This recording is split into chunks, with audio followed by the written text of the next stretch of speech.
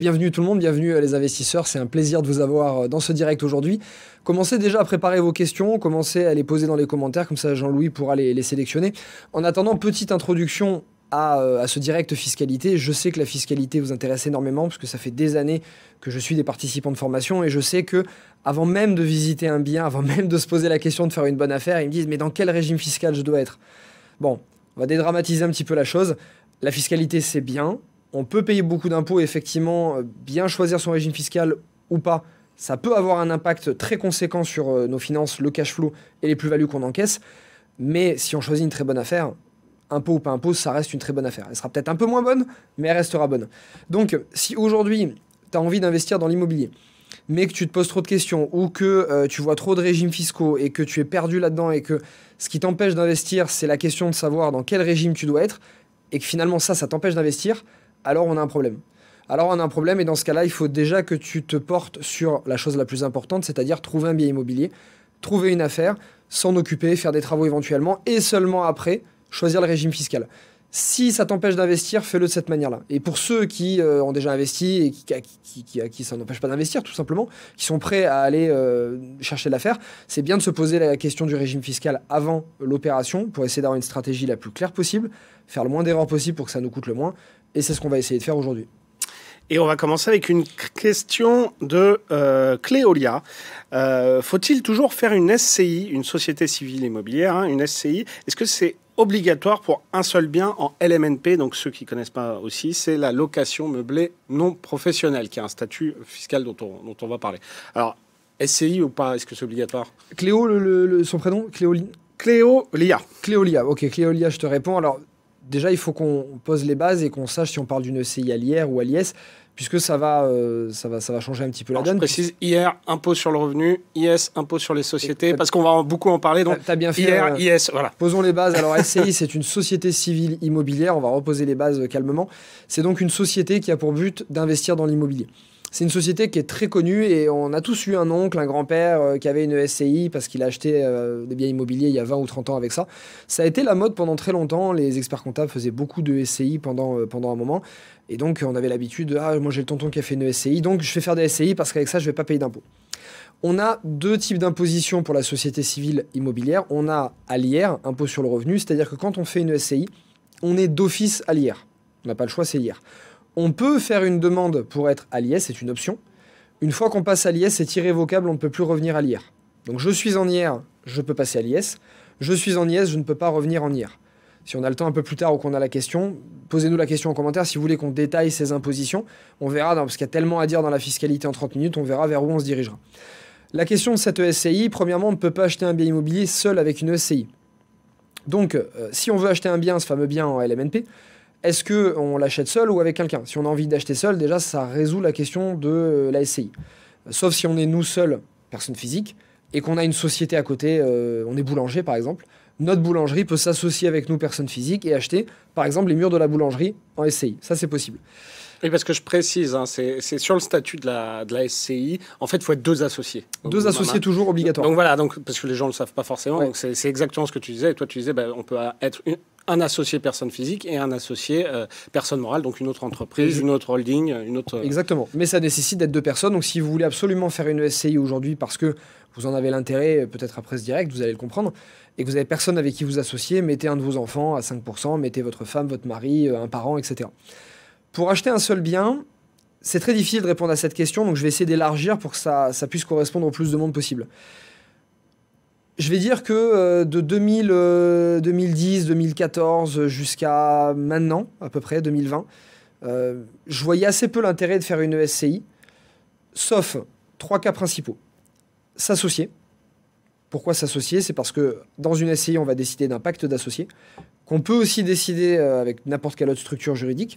Et donc, ça nous permet de décider, en gros, comment ça va se passer. Je me prends la tête, il y a un décès, on ne s'entend plus, il y en a un qui est malheureusement handicapé, qui ne peut plus prendre de décision, on va pouvoir choisir les cas et donc les prévoir, et ça va pouvoir nous sécuriser en tant qu'associés. Alors que si on ne fait pas de société, on va être en indivision, et on le sait, un nul nécessaire rester dans l'indivision. L'indivision, c'est très complexe, puisque si vous êtes tous les deux en indivision, vous pouvez rester des années à être bloqué sur une décision. Je fais les travaux, moi je veux pas. Ok, on est bloqué. Stop et fin. Donc ça pose un problème. Donc la SCI, je répète, premier avantage, ou toute autre société, c'est le fait d'être associé. Deuxième, transmettre son patrimoine à ses héritiers. Le fait d'avoir des biens immobiliers dans une SCI ou une autre société, ça va nous permettre de transmettre plus facilement le patrimoine. Alors, pas parce qu'on va payer moins d'impôts, moins de droits de succession, parce que les barèmes vont être plus petits, c'est pas du tout ça. C'est qu'on va pouvoir léguer des parts plutôt que léguer un bien. Je donne un exemple. Et on va éviter l'indivision. Et on va éviter l'indivision, exactement, tu as tout à fait raison. Je donne un exemple, j'ai la maison de famille que papy a construite. J'ai 3 enfants, je décède, cette maison est léguée aux 3 enfants. Je ne peux pas donner une chambre à l'un, une chambre à l'autre, une chambre à l'autre. C'est pas possible. Donc en général, ça crée des problèmes, ça crée des disputes, et ça crée des fois le manque de finances pour pouvoir racheter le bien. Le fait de l'avoir dans une SCI fait qu'on va pouvoir léguer des parts, et donc les 3 vont pouvoir être associés avec des parts dans la fameuse SCI, et donc récupérer le bien sous forme de parts. Et même de notre vivant, ça nous permet de le transmettre plus facilement aussi. Donc voilà les principaux avantages. Et depuis peu, pourquoi je disais depuis 2020, enfin c'est une intro très générale, mais ça va répondre, je pense, à beaucoup de questions qu'on aura. Depuis peu, la société, SCI ou autre, devient plus intéressant pour faire du crédit que ce qu'on avait les dernières années. Dernières années, si on voulait éviter l'impôt, honnêtement, on avait le régime du LMNP qui était très bien. Loueur meublé non professionnel, j'en ai parlé à l'antenne il n'y a pas longtemps. Loueur meublé professionnel aussi, on pourra en parler. Il y avait des régimes perso qui coûtaient moins cher, qui étaient plus faciles à mettre en œuvre et qui permettaient plus facilement d'éviter l'impôt que la SCI ou une autre société. Maintenant, on tape sur le LMNP, on est en train de le voir. Pendant combien de temps ça va durer? Est-ce qu'on va réussir encore à passer entre les mailles du filet? On ne sait pas. La société permet d'emprunter plus facilement depuis les contraintes du HCSF. Pour ceux qui ne connaissent pas, qui n'ont pas suivi les contraintes du HCSF, en clair, depuis 2020, c'est un peu plus dur d'emprunter en particulier, mais en société, c'est un peu plus facile parce que on n'a pas cette limite d'endettement de 35%, pour faire un schéma très clair. Voilà. Question large, mais ça peut peut-être répondre à d'autres. Alors, on a une autre question d'Arthur Le Petit 3. Bonjour à toi.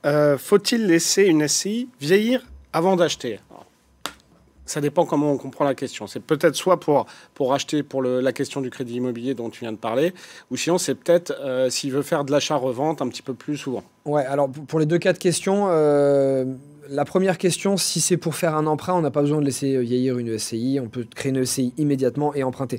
Sauf que si vous êtes 2 associés dans la SCI, vous voulez emprunter avec une SCI qui est neuve, la banque va regarder votre endettement à vous, elle va regarder votre situation, enfin la situation des 2 associés, comme s'il n'y avait pas de société.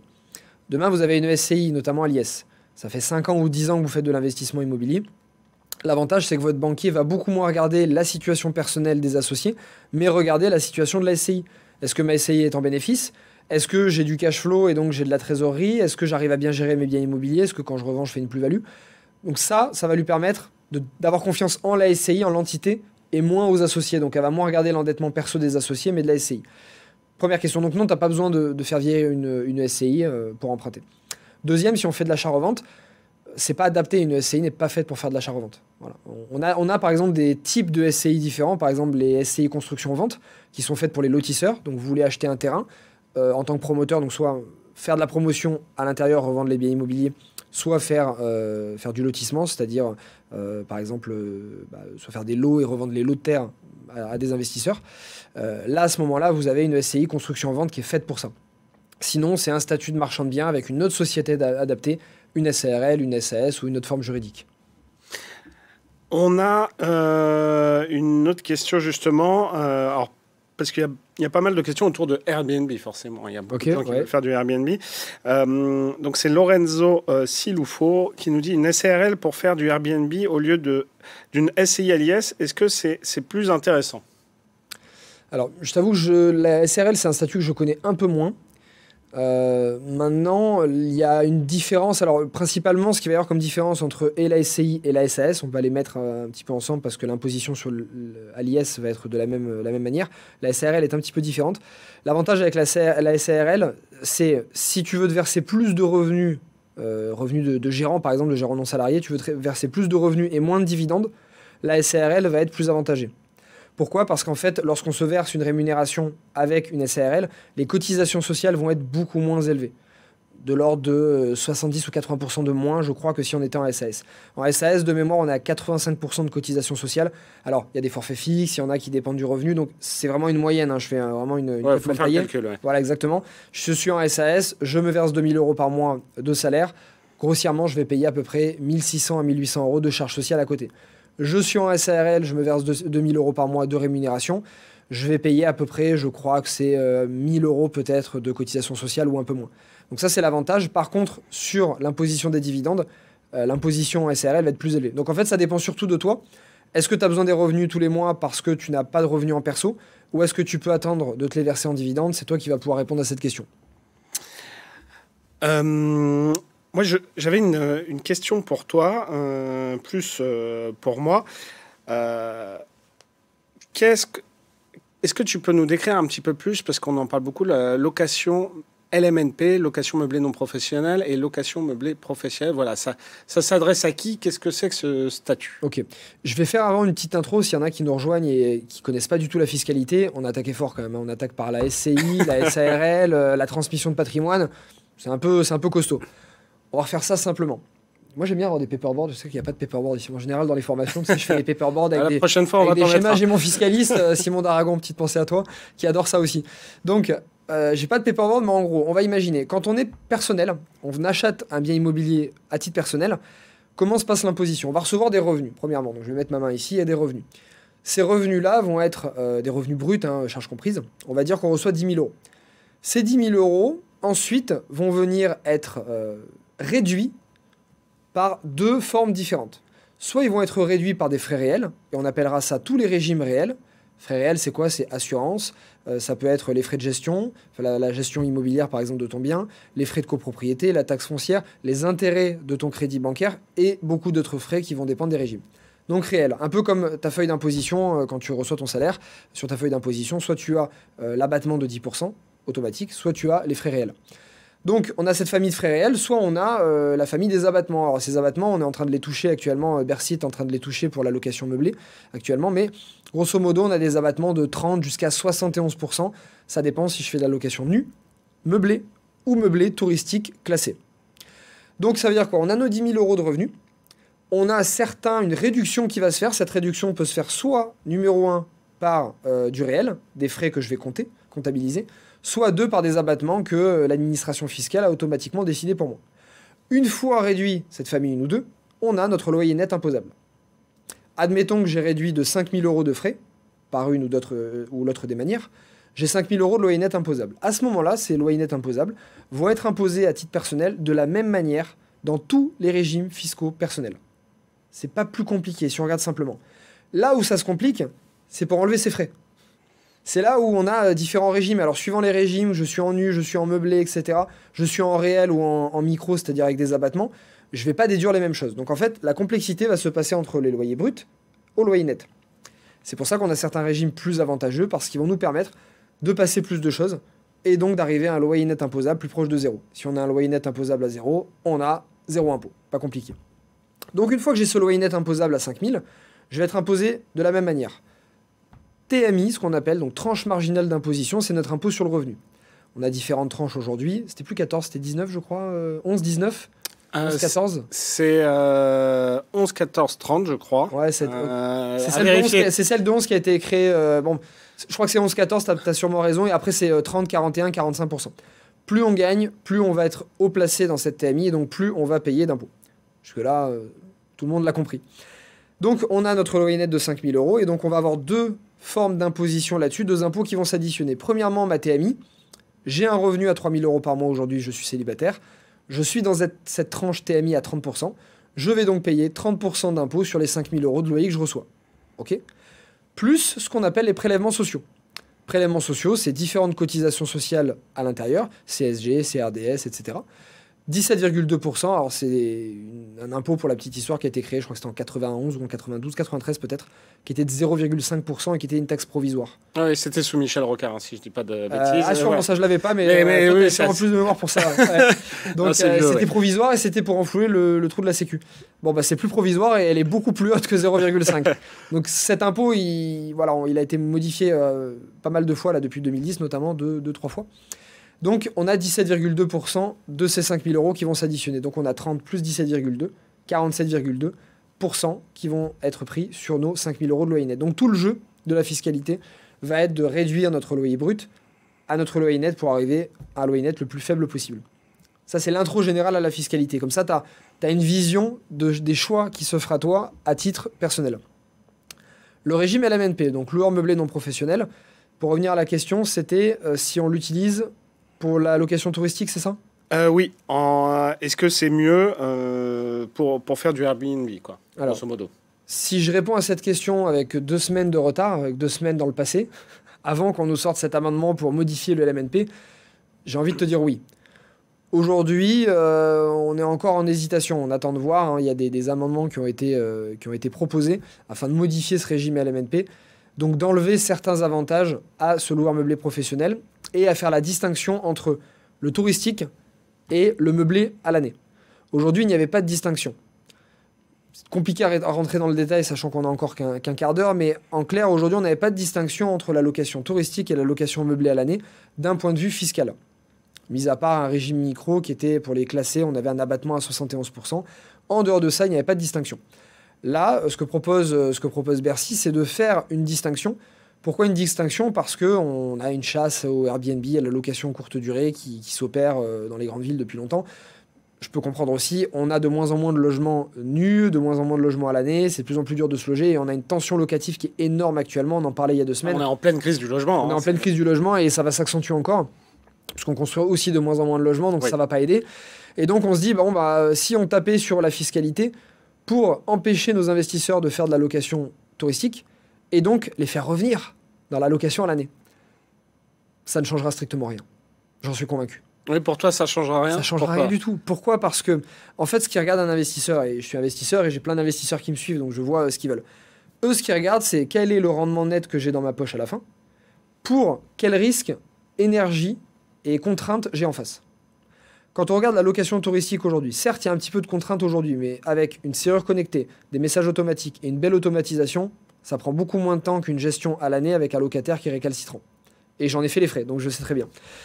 Donc déjà, premièrement, la location touristique dans une bonne ville va être 2 à 3 fois plus rentable qu'une location nue. Peut-être même plus si on se débrouille bien et qu'on fait une belle affaire. Donc déjà, on est beaucoup plus rentable. Deuxièmement, on a une fiscalité qui est beaucoup plus avantageuse. Donc le rendement net à la fin peut être... Pour l'instant. Pour l'instant. Mais même si ces amendements passent, les deux, on sera quand même, en termes de rendement, de fiscalité, plus intéressant quand même. Et puis les gens iront en société pour compenser. Et donc, c'est ce que j'allais dire, oui. Ouais, d'ailleurs, on pourra en parler, c'est à mon avis une des clés à ça. Donc, finalement, en rendement net entre le nu et le meublé, si je compte l'imposition, je vais être 3, voire peut-être 4 fois plus élevé que le nu. En termes de risque, j'ai quoi? Location nue à l'année, j'ai un locataire qui ne me paye pas. 2 ans de procédure. J'ai un squatter, 2 ans de procédure. J'ai donc un locataire qui ne paye pas, j'ai des investisseurs qui sentent le gouvernement qui peut des fois davantage protéger le locataire que les propriétaires. Donc, les propriétaires se sentent aussi démunis. Ils se sentent aussi un peu seuls. Ils sentent qu'ils ne se sentent pas aidés pour les risques et les contraintes qu'ils ont pris. Airbnb, pas de problème d'impayé. Airbnb paye. Booking.com paye. Tous les sites payent. Pas de problème de casse. Quand il y a de la casse, Airbnb paye sans aucun problème. Oui, il y a une assurance. Hein. Airbnb, maintenant, il y a une assurance. Ça va jusqu'à combien? Je sais plus. J'ai plus en mémoire, mais je crois que c'est 1 million d'euros ou... Alors peut-être s'il y a des assurances supplémentaires. On va vérifier, je sais que pour de la casse, jusqu'à 3 ou 5 000 euros, ils demandent à peine les factures. C'est des photos. Ouais. Moi, je l'ai fait pour une de mes maisons qui est en location. Et ça a été immédiat. Donc le niveau de sécurité qu'on a, on a un locataire qui est un peu récalcitrant. Il va rester 3 jours chez nous, il ne reste pas 2 ans. Donc, en fait, ce qui peut aider aujourd'hui, c'est pas de modifier la fiscalité du LMNP, c'est d'assouplir les conditions de location nue. S'il y a un peu plus de rendement, si peut-être il y a un peu plus d'offres de logement, ça va détendre aussi un petit peu. Et surtout, si on a une juridiction qui est un petit peu plus aidante. Je dis pas qu'il faut mettre le locataire dehors dès le premier mois. Mais quand même, les propriétaires sont pas tous riches. On a des propriétaires qui démarrent, qui gagnent 1 500 ou 2 000 euros par mois. Ils ont épargné, se sont saignés pendant 2 ans. Ouais, ils ont mis de côté un crédit en plus. Ils ont un crédit de 25 ans en face. Ils ont pris des risques. Ils se sont portés un petit peu au-dessus du système pour essayer d'élever un petit peu leurs conditions. Et ils sont remerciés de cette manière. Et je pense que c'est ça, plus le fond du problème, que dire on va changer le LMNP. Je sais que tous les investisseurs qui me suivent vont dire allez, peut-être qu'on en a 5% qui se disent bon, allez, je vais aller en nu. Et encore, j'en doute très fort. Oui, parce qu'il y a cette question sur les expulsions, si on a un mauvais payeur en tant que locataire, c'est des procédures, c'est 2 ans, quoi. Et puis alors ça, c'est un conseil que je vous donne si un jour ça vous arrive, tout de suite, allez voir un avocat spécialisé de la question, parce qu'en fait, sinon, vous allez perdre encore plus de temps. C'est très juste, mais ça vaut pour n'importe quel métier, pour les travaux. On a tous voulu faire un peu nous au début, parce qu'on veut pas payer, on cherche un peu toutes les dépenses. J'ai fait pareil, on a tous fait pareil à nos débuts, on s'en mord les doigts. À chaque fois, on se dit, ça m'aurait quand même coûté moins cher si j'étais passé par un pro dès le départ. Donc on a souvent peur de l'avocat, de l'architecte, de certaines professions en disant ils vont me coûter cher. Bien souvent, ils vous en coûtent moins. Bah, notamment quand on parle de statut, du type est-ce que je monte une SAS, une SCI, généralement il faut quand même aller voir un avocat. Ouais. Ça coûte combien? C'est quelques milliers d'euros, c'est ça? Un avocat de province va être entre 150 et 200-250 euros de l'heure à peu près. Des fois, ils ont des formules toutes faites pour une création de société. On va compter 1500 à 2500 euros peut-être pour la création d'une société. Si vous démarrez aujourd'hui, que vous êtes seul et que vous avez très peu de complexité dans votre situation, passer par des sociétés comme Legal Start ou des sociétés internet, ça vous coûte 700 ou 800 euros pour créer une société. C'est très facile. Maintenant, vous êtes avec un associé. Il y a des complexités parce que vous avez un patrimoine un petit peu plus élaboré, où vous avez un peu plus de notions de protection. Passer par un avocat, un expert comptable, un notaire aussi peut s'en occuper.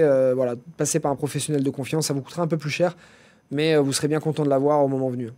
Oui, et puis ça vous permettra de poser toutes vos questions et justement d'ajuster les statuts en fonction de ce que vous voulez en faire. Hein. C'est ce que tu disais tout à l'heure sur les SCI, quand on a un pacte entre associés.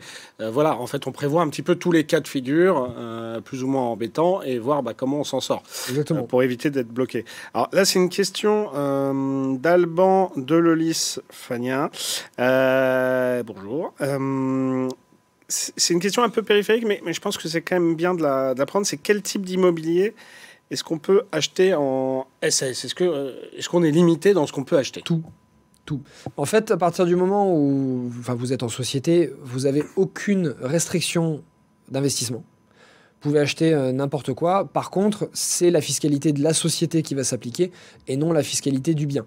Admettons que je décide de louer un bien en nu, par exemple, avec ma société. C'est quand même une imposition société qui va avoir lieu et non pas une imposition civile, comme ça aurait été le cas si je détenais mon bien en personnel. Par contre, il y a juste une notion à prendre en compte, c'est pour les SCI. Quand je suis en SCI à l'IR, je peux louer que du nu. À partir du moment où plus de 10% de mes revenus proviennent du meublé, je passe automatiquement à un SCI à l'IS. Pourquoi? Puisque les revenus meublés sont des revenus commerciaux.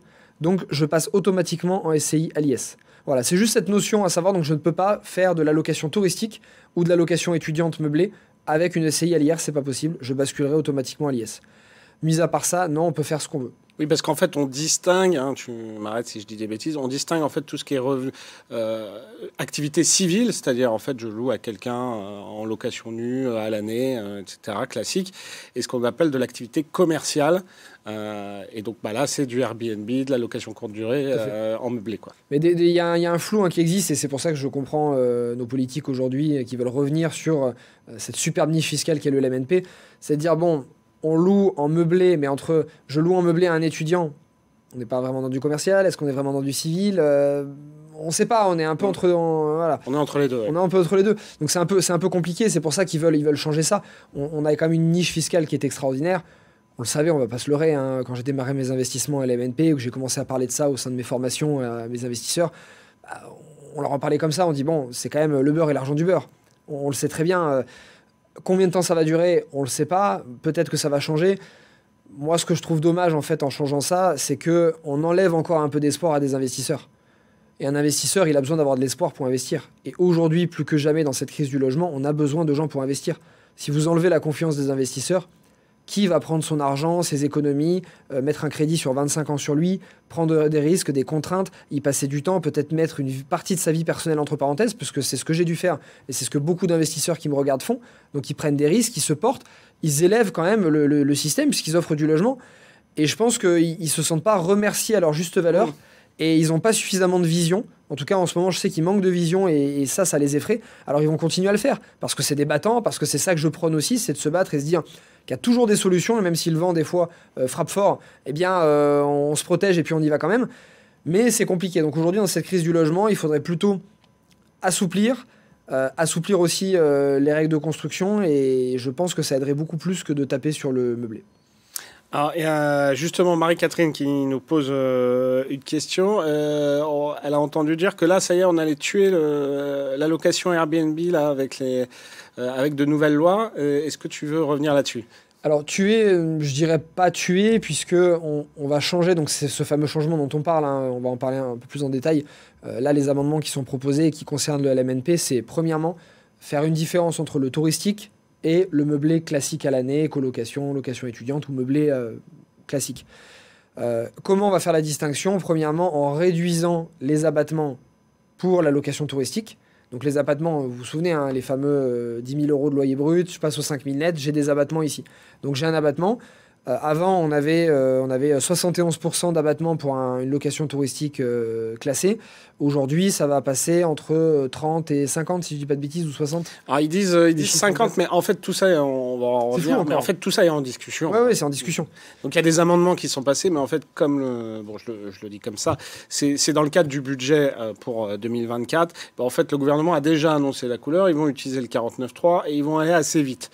Donc en fait, voilà, ça c'est des propositions de députés, notamment de la majorité, hein, donc il y a une chance que ça passe, mais en fait c'est Bercy qui fera au final les arbitrages, et après le gouvernement sortira le 49.3 jusqu'à la fin de l'année pour voir et voilà, pour voir si ça passe. En tout cas, donc ça peut encore bouger, mais en tout cas c'est ça le principe, c'est de ramener plus bas le fameux 71%, et on a plutôt évoqué 50% pour le mettre à 50%. Donc c'est faire moins de différence sur les abattements, moins de différence aussi dans les plafonds. Je vous rappelle que les plafonds, quand vous êtes en location micro, BIC, donc micro avec abattement, c'est donc voilà, il y a un abattement d'office proposé par l'administration fiscale. Plutôt que d'avoir des abattements, donc je crois que c'est 122 000 € de mémoire pour la location touristique classée, on va être peut-être à 60 000 €. Je l'ai là, c'est 176 200 €, parce que c'est compliqué, parce que il y a beaucoup de seuils quand on parle de fiscalité immobilière. Okay. Et pour un meublé classique, c'est 72 600 € pour avoir le droit au régime micro-BIC, c'est-à-dire un régime forfaitaire. Vous avez un abattement, hop, donc 50% pour un meublé classique, et comme tu le disais, 71% pour un meublé de tourisme classé. Et de toute façon, voilà, c'est aussi sur ces seuils-là qui vont bouger, et certainement les mettre plus bas. Enfin, en tout cas, c'est ce qui... Et mettre plus haut aussi pour la location nue. Et mettre plus haut pour la location nue, c'est ça, donc réduire la différence. Ça, c'est la première chose, donc jouer sur les seuils et jouer sur les plafonds. Enfin, sur les seuils et sur les abattements. Et ensuite, c'est jouer sur l'amortissement en LMNP. Alors, cet amortissement, pour l'expliquer avec des mots très simples, on avait la possibilité en LMNP de pouvoir amortir, c'est-à-dire d'utiliser les murs en fait de notre bien immobilier, notre bâtisse, pour venir réduire, c'était un jeu comptable hein, tout simplement, pour venir réduire notre bénéfice imposable en tant qu'LMNP. Donc venir réduire nos loyers imposables en fin d'année. Sauf qu'en fait, c'est pas une vraie dépense, c'est de l'amortissement. C'est comme j'achète un ordinateur en société, je l'amortis sur 5 ans, au bout de 5 ans, mon ordinateur vaut 0. Voilà. Si je revends mon ordinateur, je l'ai acheté 5 000, je le revends 2 000, je réintègre 2 000 dans mon bénéfice, et donc ces 2 000 vont venir être imposés. Eh bien, avec l'immobilier, c'était pas pareil en LMNP. J'amortissais un bien qui coûtait 100 000 € sur 25 ans. Au bout de 25 ans, j'avais un bien qui était censé comptablement valoir 0. Si je revendais ce bien 200 000 €, j'étais pas imposé. Alors qu'en société, j'aurais pu. C'est là cette petite niche fiscale qui veulent changer, hein, venir gentiment changer, on va dire, notamment pour le touristique. C'est-à-dire qu'ils veulent que cet amortissement des murs qu'on a pratiqué soit, le jour où on revend, vienne être réintégré pour la plus-value, et donc on vienne payer une plus-value sur tout cet amortissement qu'on a pratiqué pendant la durée. Ce qui serait logique en soi si on est sur du commercial, c'est logique puisqu'on le fait en société, mais encore une fois, est-ce que c'est le bon moment avec toutes les mesures qui ont été prises dans l'immobilier? Je ne sais pas, mais en même temps, je comprends qu'il y a une crise du logement, qu'ils doivent y répondre, et ils font aussi du mieux qu'ils peuvent. Mais en ce moment, je trouve qu'il y a beaucoup de petites réformettes qui changeront peut-être pas et vont peut-être effrayer nos investisseurs qui, certains qui ont les capacités, vont se dire bah tiens, si j'allais à l'étranger, hein, peut-être que c'est un peu plus ensoleillé là-bas, ça bouge peut-être un peu moins. Et je sais de quoi je parle. Peut-être que tiens, si j'allais mettre dans la finance, peut-être à la place, parce que là l'immobilier, il n'y a plus de rendement, ça se complique. Je vois plus d'espoir. Donc je vous rassure, il y a de l'espoir encore dans l'immobilier. Hein. Je continue d'en faire et on va continuer d'en faire.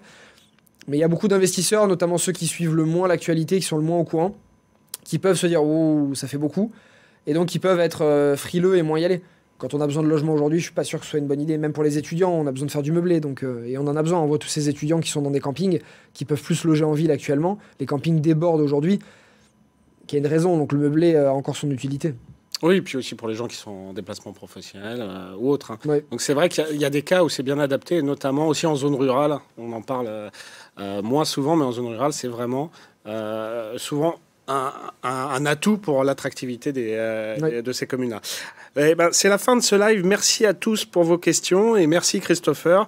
On se retrouve dans 2 semaines et d'ici là, bons investissements immobiliers à vous tous. C'était un plaisir. Merci Jean-Louis.